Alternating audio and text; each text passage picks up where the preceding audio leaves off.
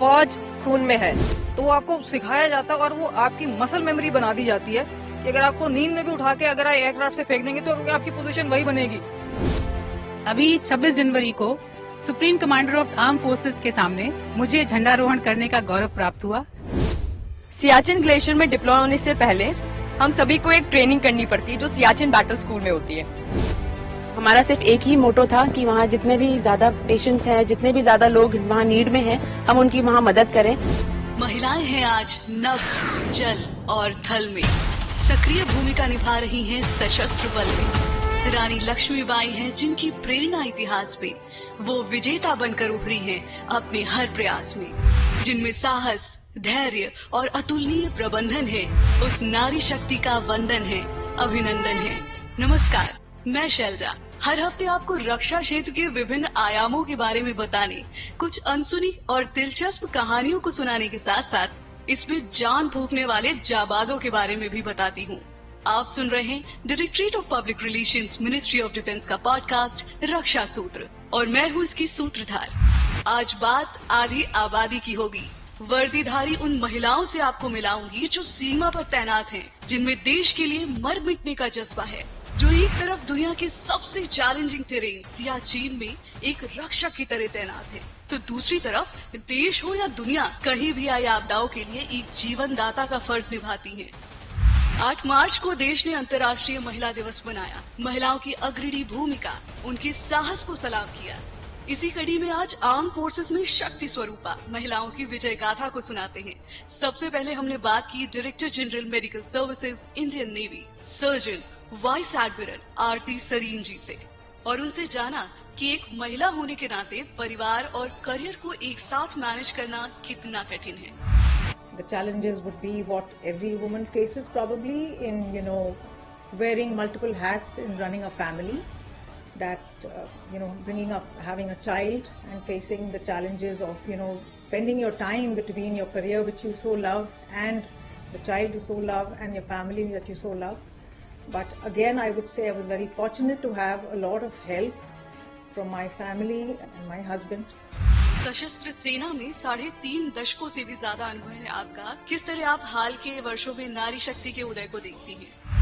The government has started several initiatives towards the education of the girl child. There are several schemes available for them. These particular children and girl children who avail of these opportunities are now entering the armed forces. The armed forces is giving them various methods of entry in terms of Agniveers as well as officer methods with several increased number of branches which they are offering in terms of education branch, logistic branch, the JAG branch, the aviation branch. They can do whatever they like. There are 21 such branches in the Indian Navy. पूर्व प्रधानमंत्री स्वर्गीय श्री अटल बिहारी वाजपेयी जी की कविता की 2 पंक्तियां हैं कि हार नहीं मानेंगे, रार नहीं ठानेंगे। तो आज के युवाओं को, स्पेशली देश की बेटियों को आप क्या संदेश देना चाहेंगी? So I would say to all of them, study hard, get a good education, train yourselves, play hard, be physically active, be physically fit. Only then you will get smart, and when you get smart, you will have smart goals.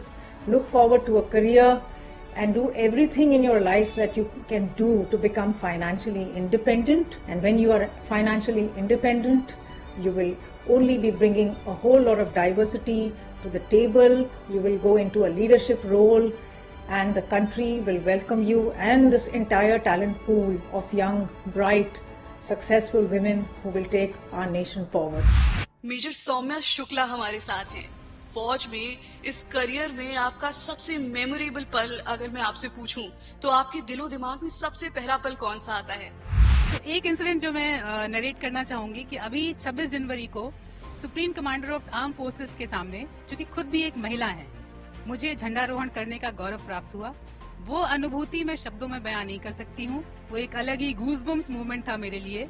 उसके अलावा 29 जनवरी को again मुझे वो मौका मिला जबकि मैंने president of India के सामने, भारत की प्रथम नागरिक के सामने झंडारोहण किया। ये मूवमेंट मैं अपनी जिंदगी में याद रखूंगी। लेफ्टिनेंट कर्नल अनिला खत्री जी भी हमारे साथ हैं। आपने मरून बैरे हासिल किया है मैम, जो पैरा ट्रूपर्स की पहचान है और शान है। आप अपनी पहली पैरा जंपिंग के अनुभव को शेयर करें प्लीज। तो जितना भी पता था वो था कि पैरा ट्रूपर्स कुछ एक इलीट फोर्स है इंडियन आर्मी की। वहाँ जाने से पहले बहुत लोगों ने मेरे को बोला कि आप वहाँ मत जाएं, आप ऐसा ना सोचें कि क्योंकि आप लड़की हैं तो आपको कोई वहाँ पे लीवे मिलेगा या आपका जो प्रोबेशन होगा वो आसान होगा। इतना सुनने के बाद तो मुझ में और थोड़ी सी जिज्ञासा बढ़ गई थी कि यहाँ तो मुझे जाके देखना है कि ये है क्या, कि ये जब सबके मन में ऐसा एक रिस्पेक्ट भी है और एक डर भी है। पैराट्रूपर्स वो होते हैं जो हवा के माध्यम से दुश्मन के इलाके में ड्रॉप किए जाते हैं। तो जब आप वहाँ ट्रेनिंग करने के लिए जाते हैं तो the human body is not made to fly और जंप फ्रॉम द एयरक्राफ्ट। तो आपको सिखाया जाता है और वो आपकी मसल मेमोरी बना दी जाती है कि अगर आपको नींद में भी उठा के अगर आप एयरक्राफ्ट से फेंक देंगे तो आपकी पोजीशन वही बनेगी। जो पहला जंप होता है वो हमेशा ही स्पेशल होता है, और जब आप फ्री फॉल करते हैं तब आपको अंदाजा होता है कि उड़ना क्या होता है। यू एक्चुअली फ्लाइंग, मतलब लगभग 13,000-14,000 की फीट से आप जंप करते हैं। आपने पैराशूट पहना हुआ है। 13,000-14,000 से जब तक आप 5-6 हज़ार की फीट की ऊंचाई तक पहुंचते हैं, it is a matter of few seconds that you are actually at 5,000 and उस समय में आप बहुत ही ज्यादा अवेयर होनी चाहिए। कैप्टन शिवा चौहान को कौन नहीं जानता, दुनिया के सबसे ऊंचे युद्ध क्षेत्र सियाचिन में कुमार पोस्ट में तैनात होने वाली महिला अधिकारी हैं आप। प्लीज उसके बारे में बताएं, आपका एक्सपीरियंस वहाँ पर कैसा था। सियाचिन में हमारे लिए जो एनिमी है वो तो एक तो है हमारी adversary and the second is the climate. वहाँ पे बहुत ही हार्श क्लाइमेट्स होते हैं। टेम्परेचर -40, -45 तक ड्रॉप हो जाता है। तो जो मेन चैलेंज है हमारे लिए वो है खुद को फिट रखना है और जो टीम है हमारे अंडर उनको फिट करना है, और जिस कंडीशन में हम वहाँ पे चढ़े हैं उसी कंडीशन में हमको नीचे उतरना है। सियाचिन ग्लेशियर में डिप्लॉय होने से पहले हम सभी को एक ट्रेनिंग करनी पड़ती है जो सियाचिन बैटल स्कूल में होती है। ट्रेनिंग में हमें crevasse crossing drills, avalanche rescue drills, climbing the wall and the building up of stamina, ये सब सिखाया जाता है जो इंश्योर करता है कि कुछ भी हो, कैसी भी सिचुएशन हो, आप उसको ओवरकम कर सको और ऐसे हार्श क्लाइमेट में आप सर्वाइव कर सको। तुर्की में पिछले साल भूकंप से भीषण त्रासदी हुई थी। हमने देखा था कि ऑपरेशन दोस्त के तहत भारत ने वहां मानवीय सहायता पहुंचाई थी। इस नोबल मिशन में ग्राउंड जीरो पर पीड़ितों को हर संभव मदद पहुंचाने वाली टीम की एक अहम सदस्य मेजर बीना तिवारी भी हमारे साथ हैं, जिन्होंने अपने अनुभवों को शेयर किया है।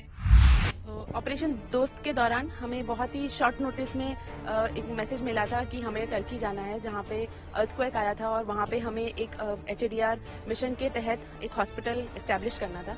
तो इसके दौरान हमें अराउंड 7 to 8 आवर्स में हमने पूरी प्रिपरेशन के साथ we were ready to move for Turkey and वहां जाके सिंस अर्थक्वेक हुआ था तो बहुत ही डिवास्टेशन था हर जगह। तो वी रीच हताई प्रोविंस और वहाँ पे हमने स्केंद्रन नामक जगह पे जाके अपना हॉस्पिटल सेटअप किया। तो हमारा सिर्फ एक ही मोटो था कि वहाँ जितने भी ज़्यादा पेशेंट्स हैं, जितने भी ज़्यादा लोग वहाँ नीड में हैं, हम उनकी वहाँ मदद करें। जितनी ज़्यादा सहायता हम उन्हें प्रोवाइड करवा सकते हैं। We just wanted to treat as many patients as possible and that's what we did. हमारे साथ स्क्वाड्रन लीडर अंकिता सिंह भी हैं, जिन्होंने एयरफोर्स के सबसे मुश्किल कोर्स को पूरा करने का गौरव हासिल किया है। एक महिला के तौर पर ये कितना कठिन था, ये बताइए। I am a Cat A master fighter controller. So ये जो मास्टर फाइटर कंट्रोलर होता है ये हम 6 मंथ लॉन्ग कोर्स के बाद बनते हैं in TACDE. TACDE is tactics and air combat development establishment which is akin to Top Gun of US Navy।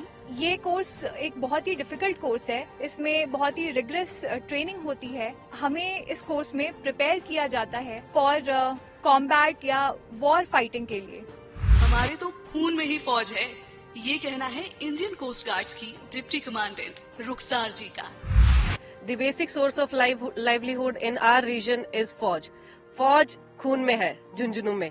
It's there in the blood to serve the nation and to fight for the country. In the interiors of Rajasthan, there were very less opportunity for women to come out and explore their potential in the real world. So coming out of that conservative society, opting for a career which is not very conventional was indeed challenging. हमने अपने आज के podcast में आपको arm forces की महिलाओं से मिलाया। बताते चले कि देश के प्रधानमंत्री श्री नरेंद्र मोदी जी के नारी शक्ति के विजन को पूरा करने के लिए रक्षा मंत्रालय ने कई बड़े कदम उठाए हैं। बालिकाओं के लिए सैनिक स्कूलों को खोलने का फैसला हो या NDA में महिलाओं का एडमिशन हो, ये दर्शाता है कि हर बेटी में देश सेवा का भाव है और सरकार और रक्षा मंत्रालय उन्हें पूरा मौका देने के लिए तत्पर है। रक्षा सूत्र के आने वाले एपिसोड में हम इस पर विस्तार से बात करेंगे। अभी इजाजत दें, मिलते हैं रक्षा सूत्र के अगले एपिसोड में। जय Hind. Directorate of public relations, ministry of defence के इस पॉडकास्ट का निर्देशन ब्रॉडकास्टिंग ऑफिसर आनंद सौरभ और APRO सैवी हसन खान द्वारा किया गया है।